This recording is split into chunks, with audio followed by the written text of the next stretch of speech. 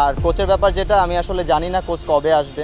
Coach কখন ছুটি কাটিয়ে দেশে আসবে এটা নাকি খেলোয়াড়রা জানে না, অথচ আমাদের খেলোয়াড়রা একে একে জাতীয় দলের ক্যাম্পে যোগ দিতেছে। মানে বাংলাদেশে যদি ফুটবল এক্সিস্ট না করতো, অথবা আমরা যদি বাংলাদেশ ফুটবলের কোনো খোঁজ খবর না রাখতাম, তাহলে ফুটবলে যে এরকম সার্কাস চলে তা আমরা কখনো জানতে পারতাম না।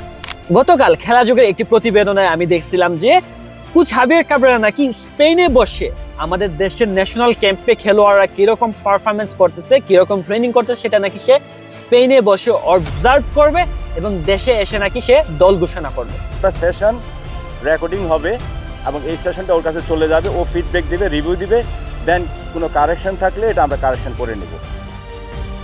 মানে আমরা কি হাবিয়ার কাবরেরার কাছে এতই অপারগ, নাকি আমরা কোনো না কোনোভাবে হাবিয়ার কাবরেরার কাছে ধরা খেয়ে আছি?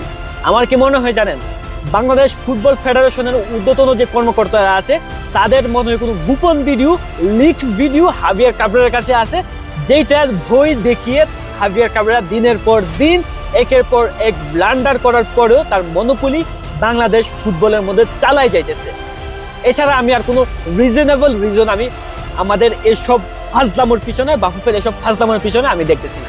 আপনারা হয়তো বলতে পারেন যে একই জিনিস নিয়ে প্রত্যেকদিন ভিডিও কেন বানান ভাই? এটা আমার দেশের ফুটবল। বাংলাদেশের ফুটবলের দিকে তাকাইলে ভাই আমার মায়া লাগে, আমার কষ্ট লাগে। এই দেশের ফুটবলটাই আমরা চাই ভাই, এই দেশের ফুটবলে উন্নতি হোক, এটাই আমরা চাই ভাই। এর চেয়ে বেশি তো কিছু আমাদের চাওয়া পাওয়া নাই। দেশের ফুটবল উন্নয়ন হলে ভাই আমার যে এক পয়সা লাভ হবে তা তো না ভাই।